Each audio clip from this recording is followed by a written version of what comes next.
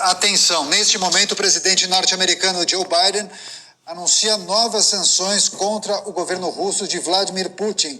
Vamos acompanhar agora a tradução simultânea de Bruno Caniato.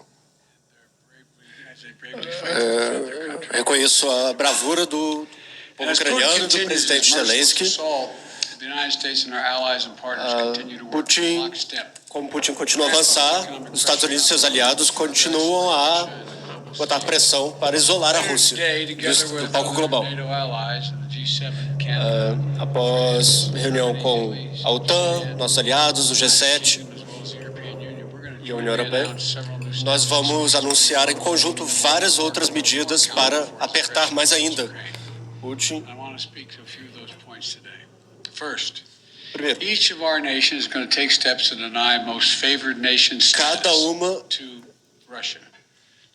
cada uma das nações vai mudar o status da Rússia como nação favorita, o que impacta na prioridade do comércio. Nos Estados Unidos nós chamamos isso de relações permanentes de comércio. Revogar o estado de relação comercial permanente vai dificultar que eles façam comércio com os Estados Unidos. E com essa medida, a Rússia vai ter mais dificuldade para comercializar com metade da economia global.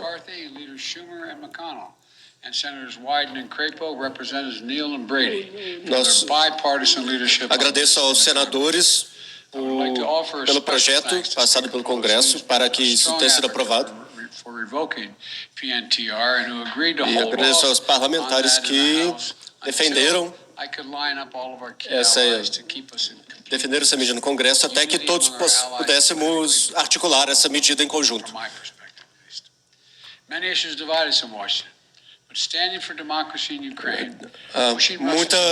Muitas pautas dividem o Congresso, mas defender a democracia e confrontar Putin não deve ser uma pauta dessa. Com essa cooperação bipartidária, eu vou assinar a lei que revoga o status de comércio permanente com a Rússia.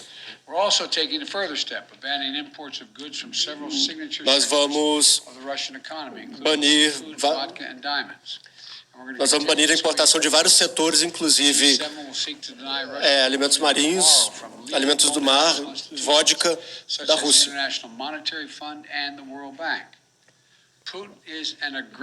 Putin é um agressor. Ele é o agressor. E Putin deve pagar o preço. Ele não pode continuar com essa guerra que está ameaçando os fundamentos da paz e da estabilidade e ameaçar a comunidade internacional. O G7 também vai aumentar a pressão.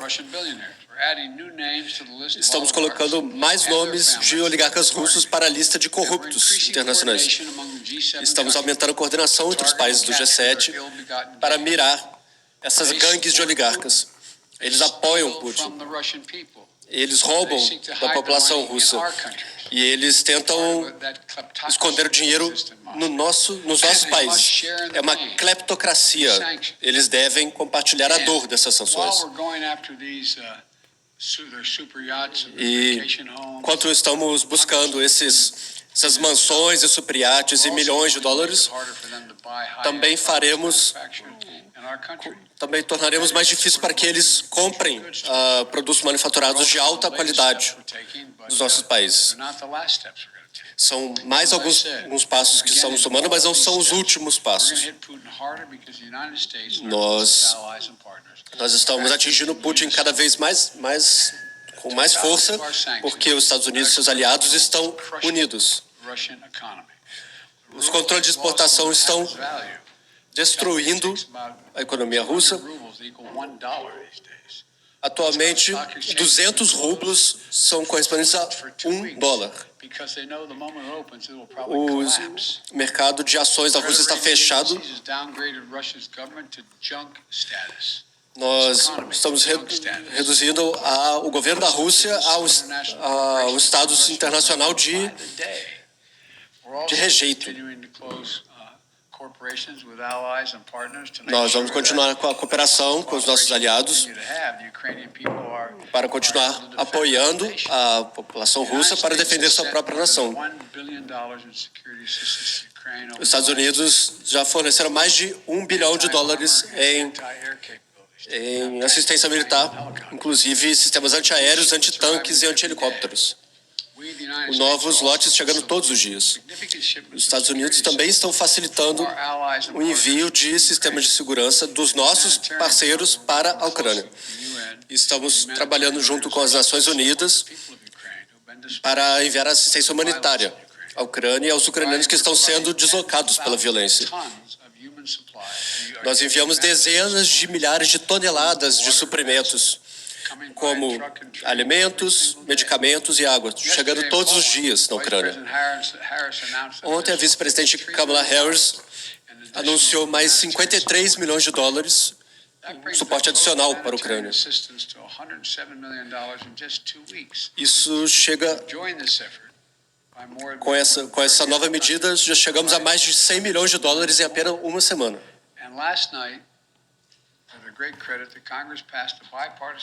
Ontem à noite, o Congresso aprovou mais $13,6 bilhões em sistemas para apoiar o povo ucraniano. Também quero ser claro, nós vamos garantir que a Ucrânia tenha armas para se defender dos russos. Nós vamos enviar dinheiro, alimento e água para ajudar a Ucrânia.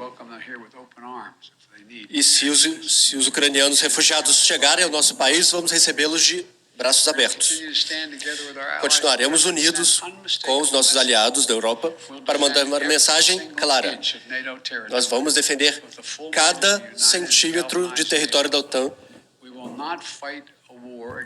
Não vamos lutar uma guerra contra a Rússia na Ucrânia. Isso seria um confronto entre a OTAN e a Rússia, que seria a Terceira Guerra Mundial. Algo que nós devemos prevenir. Pelo que sabemos, a guerra de Putin contra a Ucrânia nunca será uma vitória. Ele esperava dominar a Ucrânia sem resistência, ele falhou. Ele queria enfraquecer a aliança, ele falhou. Ele queria enfraquecer a democracia dos Estados Unidos, ele falhou. O mundo está unido e nós estamos com as pessoas da Ucrânia. Não deixaremos que autocratas e aspirantes a imperadores ameacem o mundo democrático. Estamos unindo o mundo ao lado da paz e da segurança. Nós mostramos nossa força e não vamos fraquejar.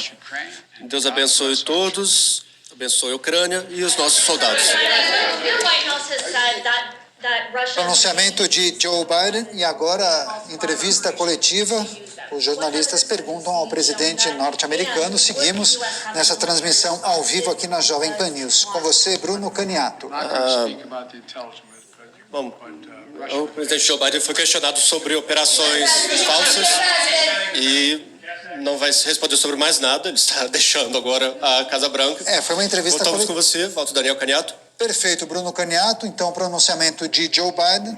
Entrevista coletiva não foi bem sucedida. Então, só relembrando alguns pontos aqui destacados pelo presidente norte-americano, ele falou sobre muitas coisas. Enfim, a principal delas é o anúncio de que a Rússia ele vai, na verdade, vai cancelar uma lei que dava o status à Rússia, um jargão deles ali, como nação favorita. Então, ele revoga essa lei que incluía a Rússia nessa lista de nações favoritas, que acabam facilitando a negociação e o acordo comercial com várias nações do mundo, inclusive com os Estados Unidos. E aí ele destacou que vários produtos serão proibidos de serem comprados pelos norte-americanos, vodka, pescados, enfim. Ele falou uma lista de vários produtos. Ele destacou também que o G7 vai aumentar a pressão sobre a Rússia, falou sobre o aumento das sanções que serão impostas aos oligarcas russos, aqueles empresários que acabaram enriquecendo justamente na queda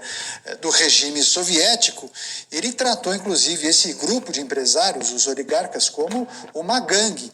Ele falou que eles fazem a verdadeira cleptocracia. Ele falou que o país pretende congelar os bens desses empresários, os iates, as mansões. Ele disse que o país vai sim dificultar que esses empresários comprem os produtos manufaturados, não somente dos Estados Unidos, mas também dos países europeus. Ele falou que o objetivo é atingir Vladimir Putin com mais força. E aí ele fez também um rápido resumo, ele colocou em tópicos algumas coisas que têm acontecido na economia da Rússia, dizendo que a economia já está sendo impactada. Ele falou que 200 rublos valem $1 e que o mercado de ações da Rússia está fechado e que ele também relacionou um pouco das ações que o governo norte-americano está realizando para ajudar a Ucrânia. Falou do aporte adicional de $53 milhões nesta semana, inclusive anúncio de Kamala Harris.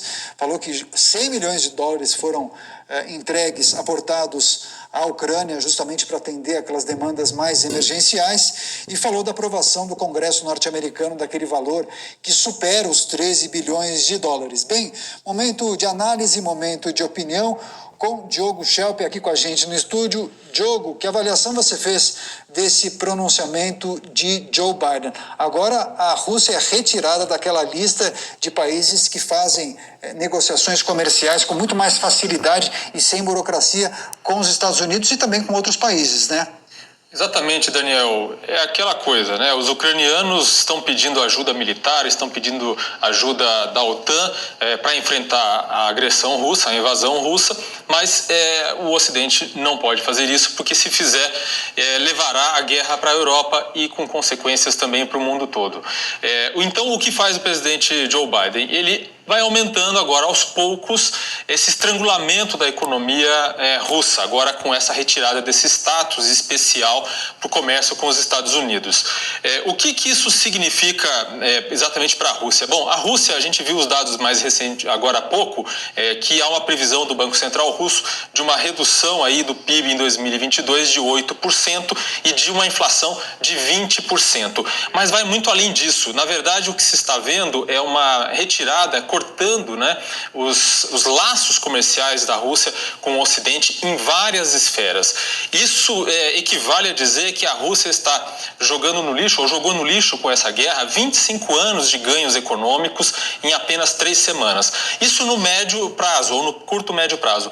No longo prazo, Daniel, isso pode levar a Rússia a cada vez mais próxima da China, porque qual é a opção que a Rússia vai ter em termos de mercado, em termos de comércio, que não a China e alguns outros poucos países que não vão aderir, digamos, às sanções mais duras contra a Rússia. Isso tem um impacto grande em toda a disputa que existe nessa guerra fria, digamos assim, entre China e Estados Unidos. Isso significa basicamente uma nova ordem mundial. Agora também com a gente, Paulo Pouzonov. Paulo, o presidente norte-americano Joe Biden disse que o país não vai vender mais os produtos manufaturados para a Rússia, falou sobre a proibição também de importação de vários produtos conhecidos, como vodka, alimentos, pescados, enfim. Mas isso talvez já estivesse no cálculo de Vladimir Putin. Inclusive, ele, quando questionado, ou pelo menos procurou colocar isso em seu discurso, disse que não há interesse, ou pelo menos nesse momento, os Estados Unidos nem a OTAN podem entrar nessa guerra, porque ele disse que seria sim a terceira guerra mundial. Agora, o quanto essas sanções podem estrangular, como disse o Diogo, a ponto de Vladimir Putin recuar nos próximos dias? Daniel, a gente trouxe aqui agora há pouco, né, até a notícia de que os especialistas aí preveem uma queda do PIB da Rússia de até 8% e os juros por lá na casa dos 20%. Então, a economia russa ela já está sendo impactada e esses dados aí, para usar uma palavra até da moda, né, são um tanto quanto disruptivos, porque eles mostram que essa guerra ela realmente tem outras motivações mais profundas que a motivação que a gente está acostumado, né? Que seria a motivação econômica mesmo. Quanto ao pronunciamento do presidente Biden, eu acho que o John Schelp falou muito bem, e eu estou aqui impressionado, né? Como parece que o Ocidente está empurrando a Rússia para a formação aí de um superbloco, uma aliança mais sólida com a China. Realmente, essa tal de nova ordem mundial, me parece que é o que está por trás, e não sei se inteligentemente ou não, né? Porque também o presidente Joe Biden, é incrível isso, como ele passa essa impressão, essa de debilidade, de fraqueza, né? Então, não sei se inteligentemente ou não, quem sou eu para duvidar da inteligência de uma superpotência como os Estados Unidos, né? Que dominou aí o cenário internacional praticamente dos últimos 100 anos, mas parece empurrar realmente para a formação, para a criação, para o surgimento dessa nova ordem mundial, talvez uma nova bipolarização aí do mundo. Tá certo, e tem uma outra informação que eu quero destacar para a audiência da Jovem Pan News, porque há pouco o presidente ucraniano Volodymyr Zelensky fez um novo pronunciamento na televisão, inclusive temos imagens, exatamente, esse é o vídeo desse pronunciamento.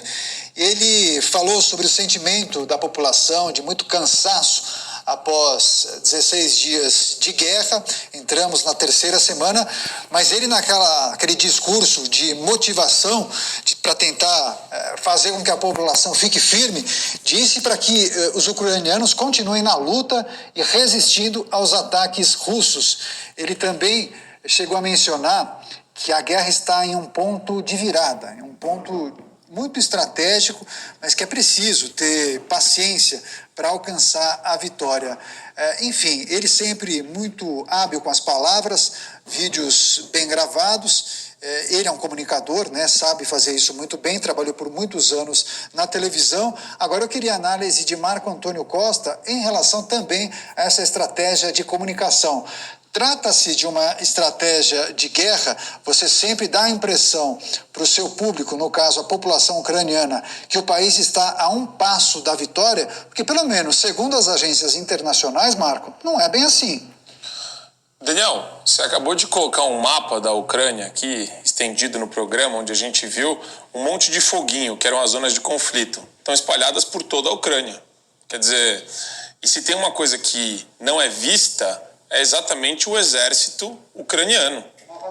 Olha só, então, quer dizer, falar que está ganhando numa situação dessa, onde você começa a perceber, como vários entrevistados que fizemos aqui, especialistas em guerra, dizem que você tem que desmobilizar o país, e dia após dia a gente está vendo exatamente a retirada de uma série de questões relacionadas à infraestrutura energética, à água, as pessoas, o fato da migração em massa que está acontecendo para a Polônia e os demais países do entorno, no sentido contrário. Quando você tem 2,5 milhões de pessoas que saíram do seu país, é complicado. Então, eu acho que ele está travando uma nova guerra, que é uma guerra midiática, uma guerra de informação, em um outro fronte. O fronte militar, para a Ucrânia, esquece, está perdido. Ele está usando táticas de guerrilha. A gente viu aqui, o exército ucraniano está usando da emboscada como uma tática para repreender os russos. Por outro lado, quando você fala em sanção econômica, nesse fronte a Rússia tem perdido. Não da Ucrânia, mas de todos os países do bloco ocidental, do bloco da OTAN. Por quê? Porque a gente viu que o mercado interno russo, a situação da Bolsa de Valores lá, que está travada, está paralisada, e todas as sanções que foram propostas não só por estados, mas por empresas privadas, geram o quê? O empobrecimento do povo russo, é um ataque ao povo russo diretamente, que por sua vez pode gerar algum desconforto para o Putin, mas isso daí ele não está preocupado, porque ele é um autocrata, ele é uma pessoa que não liga para isso. E, por outro lado, o Zelensky está tentando ganhar, pelo menos na guerra de informação, que é esse fronte midiático. De novo, eu vou repetir, se Kiev cair, se o exército russo conseguir entrar em Kiev e desmobilizar daí completamente a sede do governo da capital ucraniana, acabou, quer dizer, é uma questão de tempo. E o que tem que ser colocado em perspectiva pro Zelensky, e ele vai talvez achar em algum momento isso daí razoável, é a baixa de civis. Então a gente está lidando, de novo, com a sede de sangue de uma pessoa que não tem limites, ou mostrou pelo menos que não tem qualquer limite, que é o Putin, e do outro lado o Zelensky tentando fazer digamos, esses entraves midiáticos, essas ideias aí, até meio que, vão me desculpar, mas ninguém está ganhando nada na Ucrânia, né? A população ucraniana já perdeu, e muito. Então, eu não sei se esse discurso de vitória convence, não. Para mim, eu olho com bastante ceticismo um discurso de vitória do presidente da Ucrânia. Diogo Schelp, há quem diga, especialmente analistas internacionais, que esse tipo de posicionamento de Volodymyr Zelensky seria algo muito irresponsável, sobretudo em relação aos civis. Agora, ele teria outra alternativa se não adotar esse discurso? Não, Daniel, ele está fazendo o que se espera de um presidente. O que se esperava de Zelensky? Que ele fugisse do país dele quando fosse atacado por um país vizinho? Ele está defendendo o país, ele está dando uma mensagem para elevar o moral, obviamente, das tropas ucranianas, que apesar da superioridade russa, está, sim, conseguindo resistir a uma invasão, ou pelo menos retardar a ocupação do território ucraniano pela Rússia. Isso é inegável. Tanto é inegável que a gente tem um dado aqui que 3 generais russos já foram mortos em combate na Ucrânia, sendo que a Rússia enviou 20 generais russos a essa região. E há também uma percepção dos analistas militares de que justamente como é possível que a Rússia tenha enviado tantos generais para o fronte, para a linha de frente. E uma das possíveis explicações é justamente que o moral das tropas russas não está tão bom, eles não sabem sequer por que estão lutando, tinham sido mobilizados para operações militares, para treinos militares em países vizinhos, nas regiões vizinhas, na fronteira com a Ucrânia, mas aparentemente também não tem tido capacidade de tomar decisões importantes em combate. Por isso, a necessidade de ter tantos generais no fronte. São 3 generais já mortos. Quer dizer, não é uma situação tão simples assim para a Rússia. Obviamente, não dá para dizer que a Ucrânia está vencendo essa guerra, mas está conseguindo impor um custo muito alto para essa guerra, para a Rússia, a ponto de que a Rússia até reduziu aí o tom em relação às exigências que vem fazendo nas mesas de negociação. Sobre esse tema eu não escutei Paulo Pouzonov, que está ao vivo também com a gente, diretamente da capital paranaense, no Paraná. Paulo, então o presidente ucraniano Volodymyr Zelensky pediu que a população continue lutando e resistindo aos ataques russos. Agora, diante de uma guerra, de um conflito como esse, é exatamente isso que se espera de um líder? Mas isso não impacta no número de civis mortos, você não acha? Daniel, esse é o grande dilema aí do presidente ucraniano, né? Ou ele cede às pressões russas e poupa a vida dos civis, ou ele fica e, como disse bem o Diogo, né, defende o seu país, defende valores que são muito caros, né? E não cede aí esse ímpeto sanguinolento de Vladimir Putin. Agora, eu estava aqui prestando atenção à conversa, também estava pensando, né, que destino aí do presidente da Ucrânia. Ele que era um comediante, fazia um papel ali de um político, de repente ascendeu politicamente, acabou eleito e se vê aí no meio de um conflito com potencial de se transformar num conflito até maior, né? Um conflito global. Eu queria chamar a atenção também para algo que disse o presidente Biden, apesar ali daquela imagem de debilidade, aquela imagem de fraqueza, ele disse que a ocupação da Ucrânia pela Rússia nunca será uma vitória. Então é importante, até à luz ali do que o Marco trouxe, não sei se um tanto